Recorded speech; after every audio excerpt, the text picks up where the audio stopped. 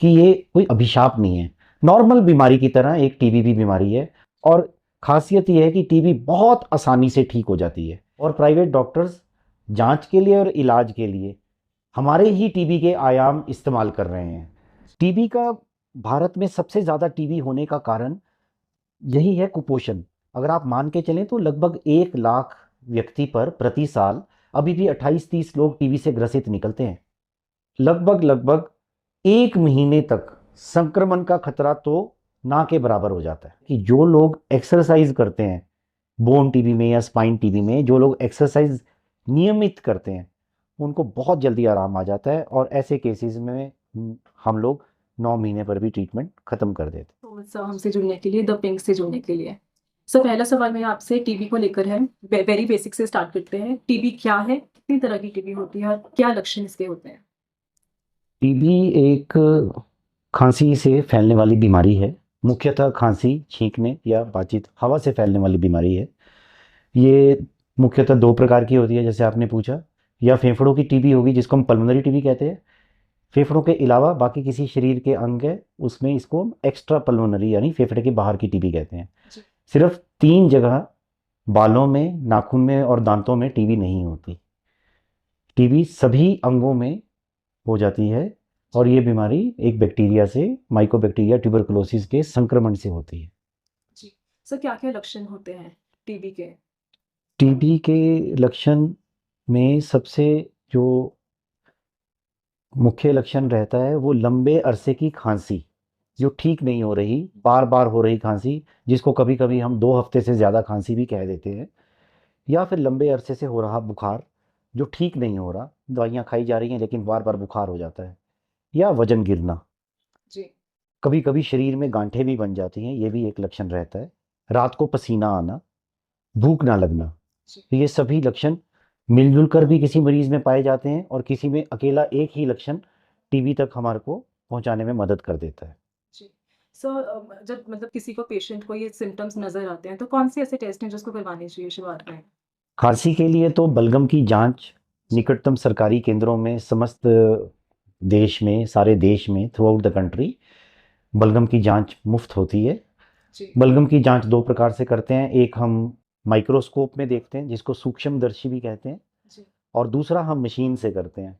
फ़र्क केवल इतना है कि जो माइक्रोस्कोप में हम जांच करते हैं उसमें 50 से 60% लगभग टीबी बैक्टीरिया ढूंढने की एक प्रतिशत रहती है, सक्सेस रेट जिसको बोलते हैं, सेंसिटिविटी कहते हैं। जी।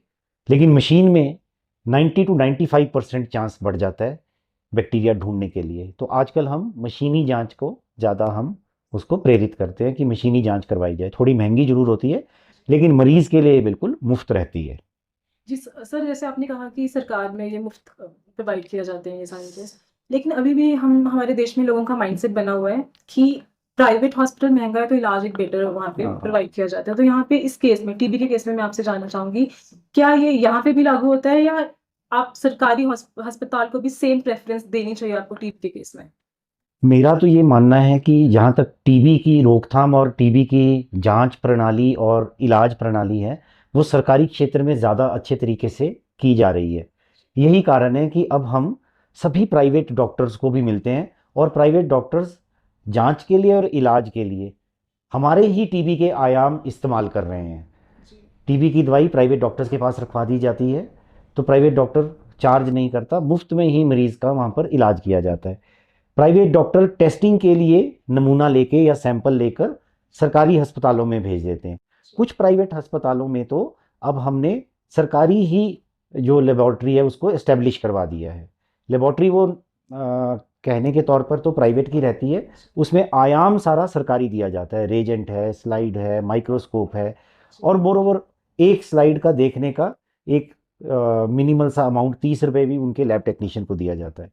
तो जी। सरकारी क्षेत्र में ही टीबी का परचम लहराया जा रहा है, और उसी को देखते हुए प्राइवेट डॉक्टर्स खुद ब खुद सरकारी क्षेत्र पर निर्भर रहते हैं। जी। सर हम सब जानते हैं टीबी की बीमारी की जब बात की जाती है तो जो दवाइयों के साइड इफेक्ट बहुत ही सीवियर पाए जाते हैं। विजन लॉस से लेकर डेफनेस हो सकता है, वॉमिट, फीवर, तो चलो छोटे मोटे साइड इफेक्ट्स हैं। तो उसके बारे में मैं आपसे जानना चाहूंगी, जिस पेशेंट को टीबी डायग्नोज हुई है वो मेंटली और फिजिकली प्रिपेयर्ड रहे कि ये भी मेरे साथ एक चीज़ हो सकती है और एक प्रॉब्लम जो उसको नहीं पता कि ये शायद साइड इफ़ेक्ट की वज़ह से हो सकती है। तो उसके बारे में मैं थोड़ा-सा आपसे जानना आ, चाहूँ। इस चीज़ को बिल्कुल आप सही कह रहे हैं। अभी भी टीबी को एकदम से अभिशाप माना जाता है। जी, टीबी सुनते ही सभी घबरा जाते हैं, चाहे पढ़े लिखे हैं, चाहे अनपढ़ हैं, चाहे गांव के हैं, चाहे शहर के हैं। लेकिन हमने अपने प्रदेश में काफ़ी प्रयास किया है। हम जितने भी पब्लिक हेल्थ स्पेशलिस्ट हैं, हर जिला में दो तीन पब्लिक हेल्थ स्पेशलिस्ट हैं, और जो हम टीबी पे रोकथाम का काम कर रहे हैं, तो जनमानस तक हम ये संदेश पहुंचा रहे हैं सबसे पहले कि ये कोई अभिशाप नहीं है। नॉर्मल बीमारी की तरह एक टीबी भी बीमारी है, और खासियत ये है कि टीबी बहुत आसानी से ठीक हो जाती है। जो आप कह रहे हैं कि टीबी की दवाइयों के बहुत साइड इफ़ेक्ट होते हैं, मैं उससे पूरी तरह सहमत नहीं हूँ, क्योंकि हम खुद डॉक्टर हैं, टीबी के मरीज़ों को ही देखते हैं। बहुत कम मरीज़ों को टीबी की दवाई के साइड इफ़ेक्ट आते हैं। जी, और शुरू में ही हमने अपने स्टाफ को इतनी ट्रेनिंग दी होती है कि टीबी के मरीज़ को, उसके परिजनों को हम बता देते हैं कि इन दवाइयों से ये साइड इफ़ेक्ट आएँगे, जो आसानी से ठीक हो जाते हैं। बहुत बहुत ही कम रहता है कि मरीज को साइड इफेक्ट के चलते दवाई हम कुछ टाइम के लिए रोक भी देते हैं। जी। सर जब हम दवाई रोकते हैं साइड इफ़ेक्ट के चलते तो उसका टीबी के ओवरऑल ट्रीटमेंट पे कोई नेगेटिव असर पड़ता है? नहीं फर्क पड़ता, लेकिन उसमें हम जो स्पेशलिस्ट डॉक्टर्स हैं, हमसे हमारे जूनियर डॉक्टर्स भी सलाह ले लेते हैं किस केस में दवाई को रोकना पड़ेगा, या किस मरीज को कितने दिन तक दवाई को रोकना पड़ेगा। पूरी प्रणाली है। जी, टीबी की मुख्यतः 4 दवाइयाँ होती हैं। जैसे हिमाचल में हम हिमाचल रोडवेज की बस को एचआरटीसी बोलते हैं, तो मैं टीबी की दवाइयों को एचआरजेड बोलता हूँ। तो पहले 2 महीने में एचआरजेडई, ये 4 दवाइयाँ हैं, जी, आईएनएच, रिफाम्पिसिन, पायराजिनामाइड और इथाम्ब्यूटोल। और अगले 4 महीने में पायराजिनामाइड यानी जेड हट जाता है, एचआरई 3 दवाइयाँ चलती हैं। तो 6 महीने का कोर्स होता है दवाई का। किसी किसी केस में 9 महीने या 12 महीने या 15 महीने तक, वो भी हड्डी की टीबी या ब्रेन की टीबी है, रीढ़ की हड्डी की टीबी है, उसमें हम 12 या 15 महीने तक टीबी की दवाई खिलाते हैं। फेफड़ों की जो टीबी होती है, मुख्यतः 6 महीने में वो पूर्णतः ठीक हो जाती है, कंप्लीट ठीक हो जाती है। जी। सो हम देखते हैं डिप्रेशन और एंग्जायटी भी टीबी का जो ट्रीटमेंट है उसका एक हिस्सा है सर। तो उसमें मतलब हम देखते हैं जैसे मैं एक व्हाट्सएप ग्रुप से जुड़ी हूँ, उसमें पेशेंट का एक बहुत रहता है कि हम एंग्जायटी को टैकल नहीं कर पा रहे, हम डिप्रेशन से बाहर नहीं निकल पा रहे। कभी-कभी वो दवाइयों का ही साइड इफ़ेक्ट है और कभी-कभी एक सदमा भी होता है जैसे एमडीआर और एक्सटीआर के केस में। तो उस डिप्रेशन और एंग्जायटी को कैसे डील कर सकता है पेशेंट?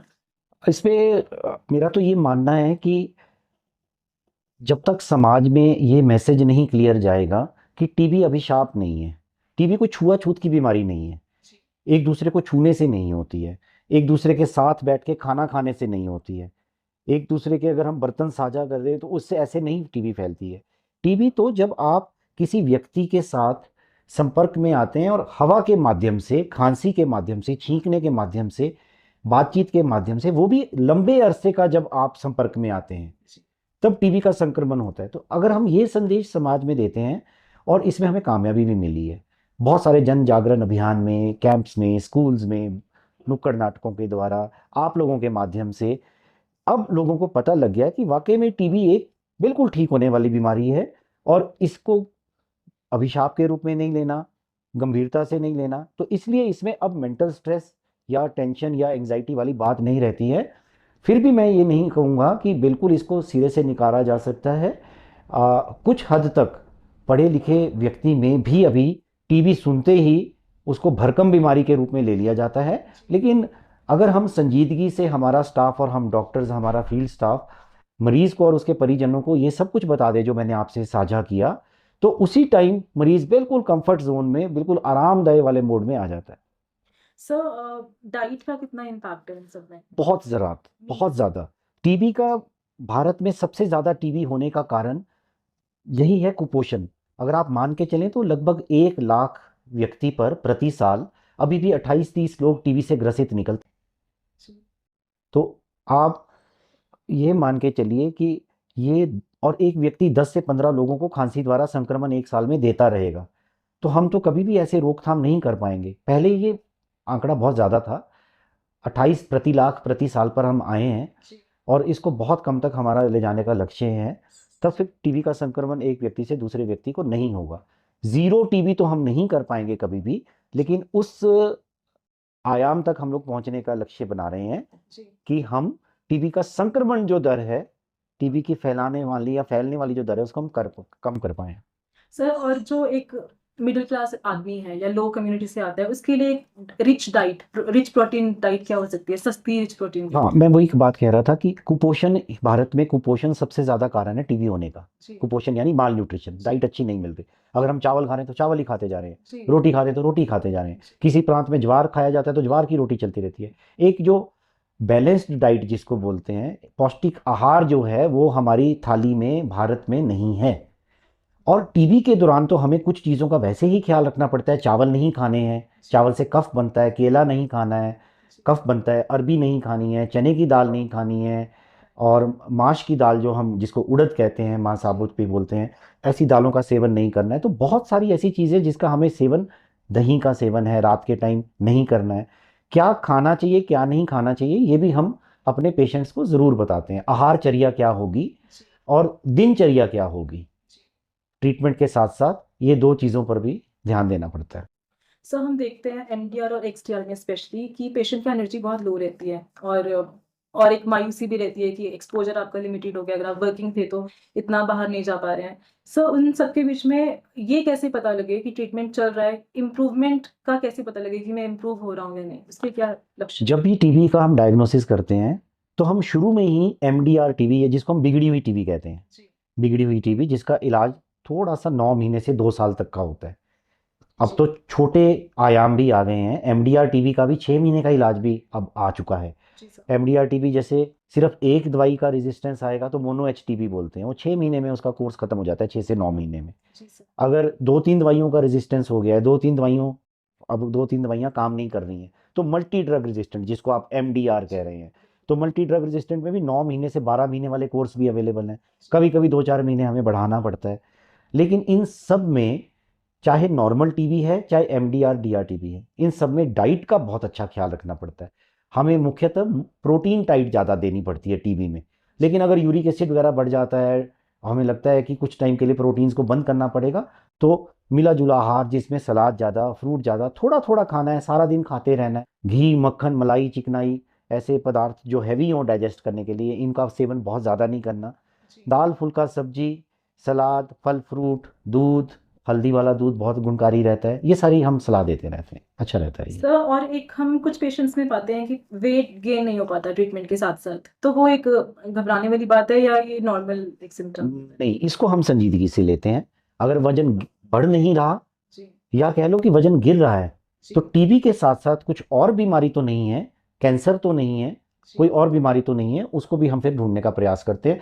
आपको मैं बताऊं कि हर महीने वजन चेक होता है। जी हमारे टीबी के ट्रीटमेंट कार्ड पर भी ये बहुत ज़रूरी है, लास्ट में एक कॉलम बना हुआ है जिसमें हम वजन पेशेंट का देखते हैं। इसीलिए वजन का हर महीने, वजन से हमें आंकलन मिल जाता है। वजन का बढ़ना इलाज के साथ बहुत ज़रूरी है, जी सर अन्यथा हम फिर सोचते हैं कि क्यों नहीं वजन बढ़ रहा है।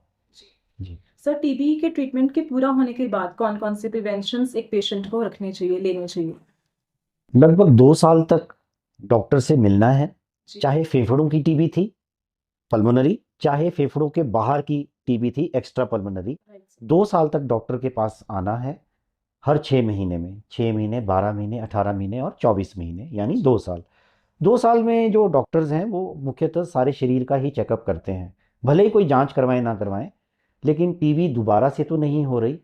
2 साल तक टीबी के दोबारा होने के चांसेस रहते हैं।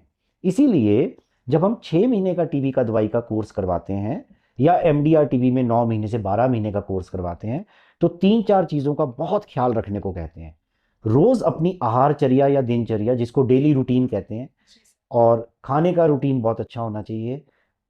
आपके आसपास साफ सफाई होनी चाहिए, घर में सैलाब नहीं होनी चाहिए, रोशनदान खुले होने चाहिए, खिड़कियां साफ होनी चाहिए, हवा का क्रॉस वेंटिलेशन, आदान प्रदान, वो स्वच्छ होना चाहिए, घर के अंदर धूल मिट्टी नहीं होनी चाहिए। मैं तो अपने पेशेंट्स की धूप बत्ती भी बंद करवा देता हूँ। मैं खुद भगवान का मतलब माफ़ी मांग कर उनकी धूप बत्ती बंद करवा देता हूँ, क्योंकि पार्टिकुलेट मैटर अंदर जाते हैं तो वो लंग्स को, फेफड़ों को अफेक्ट करते हैं। टीबी में हमें फेफड़ों को स्वस्थ रखना है। जी फेफड़े अगर हमारे स्वस्थ रहेंगे तो हमारा हार्ट जो है सुचारू रूप से काम करेगा। हार्ट सुचारू रूप से काम करेगा तो अगर बॉडी में किसी और जगह भी टीबी है तो वो भी जल्दी हील होगी। तो फेफड़े और हार्ट के लिए, खासकर फेफड़ों के लिए, वातावरण का भी साफ होना बहुत ज़रूरी है। और वैसे भी स्वच्छ वातावरण में मन भी खुश रहता है। जी सर। सर आपने बोला कि टीबी दोबारा ना होने के लिए हम इन सब चीज़ों का ध्यान रखते हैं। टीबी रिलैप्स के वैसे अगर हम बात करें क्या सिम्टम्स हो सकते हैं सर? सभी सिम्टम्स रिलैप्स में भी पाए जाएंगे। जी खांसी भी हो सकती है, बार बार हो रही है, जी बुखार बार बार आ रहा है, ठीक नहीं हो रहा, वजन गिर रहा है, भूख नहीं लग रही, गांठें हो रही हैं शरीर में, रात को पसीना आ रहा है, सब वही सिम्टम्स वही सिम्टम्स होंगे। अकेला भी हो सकता है जैसे मैंने पहले बताया, या सारे के सारे सिम्टम्स भी हो सकते हैं। सर अपने यूट्यूब चैनल पे जो मेरे वीडियोस हैं उस पे कुछ कमेंट्स हैं, तो उससे उन पेशेंट्स के कमेंट्स हैं, तो उससे बिल्कुल। रिलेटेड मैं आपसे कुछ सवाल पूछना हाँ चाहूँगी। जी। एक एमडीआर टीबी का पेशेंट पूछता है कि खांसी कब तक ठीक हो जाती है?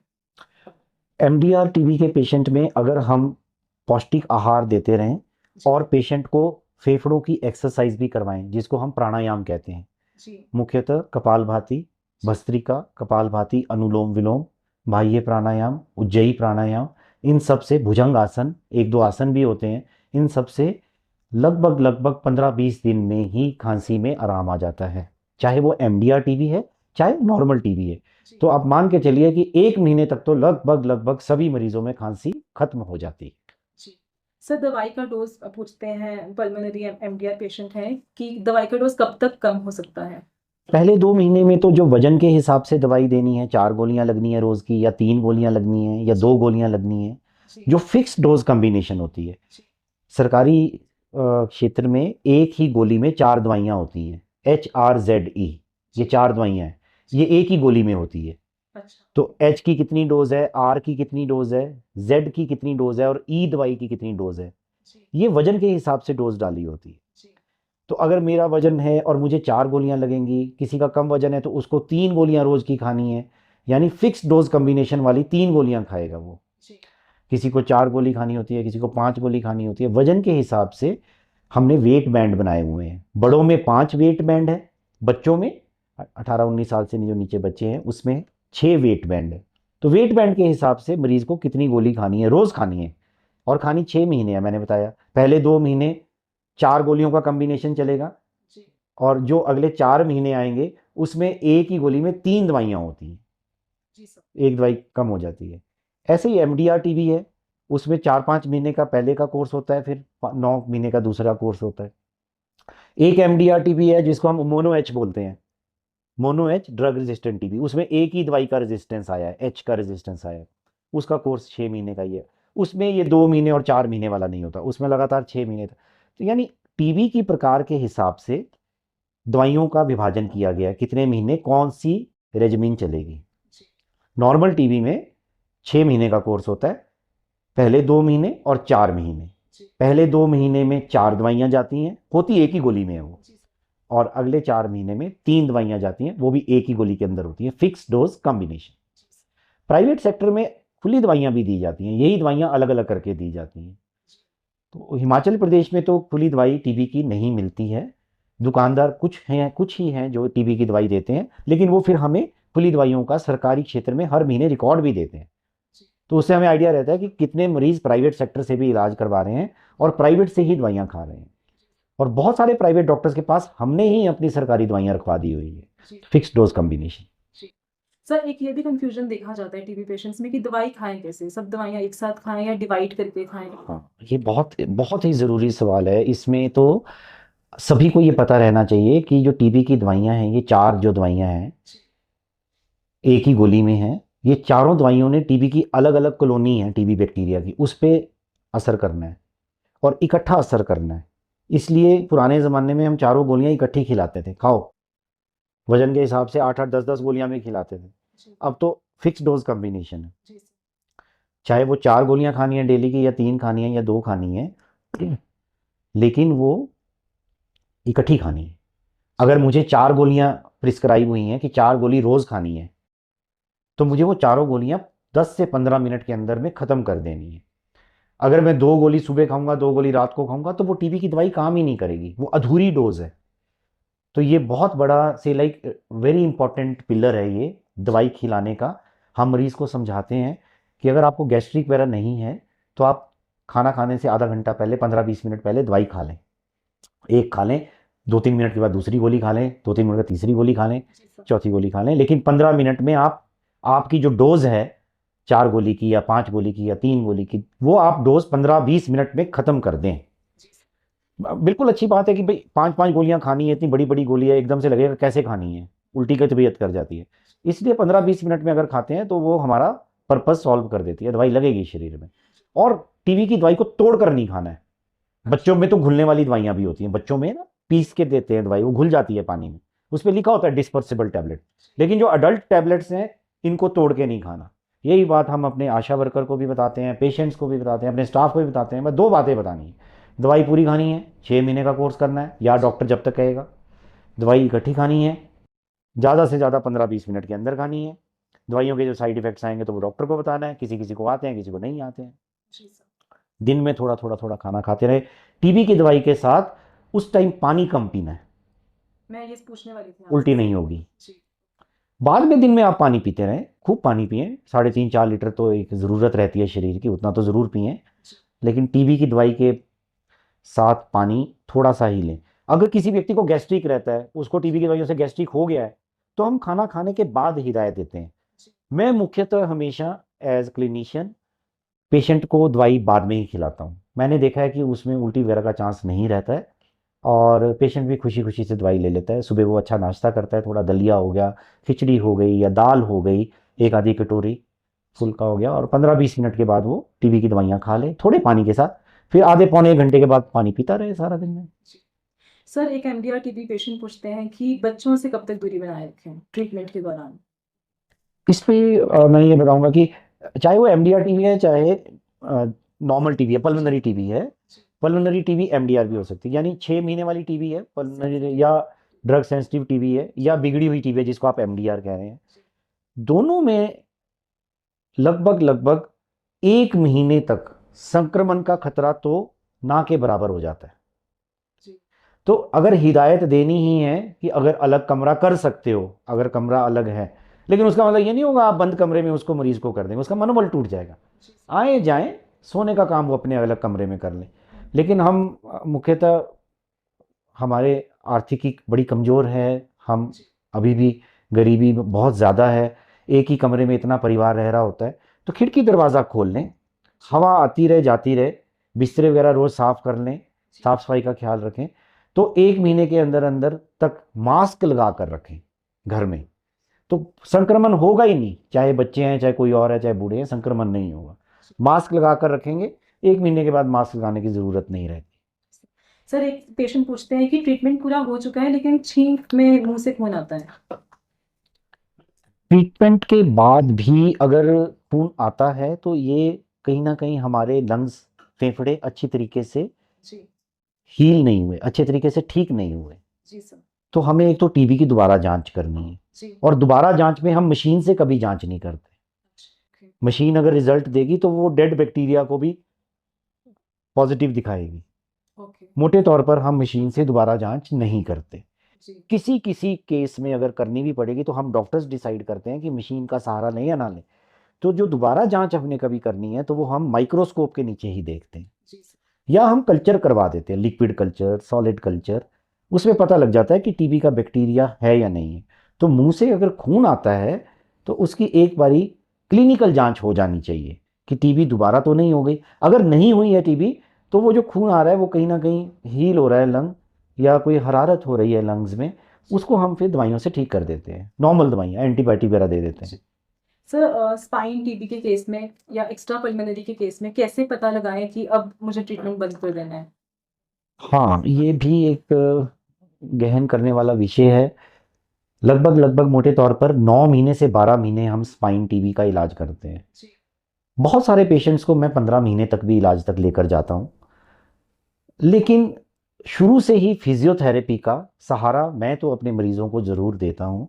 एक्सरसाइजेज का सहारा, जो अलाउड एक्सरसाइजेज हैं, बैक स्ट्रेंथनिंग एक्सरसाइजेज हैं, स्पाइन स्ट्रेंथनिंग एक्सरसाइजेज हैं, फ्लेक्शन एक्सटेंशन एक्सरसाइजेज हैं, ये सब हम करवाते हैं। तो मैंने देखा है कि जो लोग एक्सरसाइज करते हैं बोन टीबी में या स्पाइन टीबी में, जो लोग एक्सरसाइज नियमित करते हैं उनको बहुत जल्दी आराम आ जाता है, और ऐसे केसेस में हम लोग 9 महीने पर भी ट्रीटमेंट ख़त्म कर देते हैं।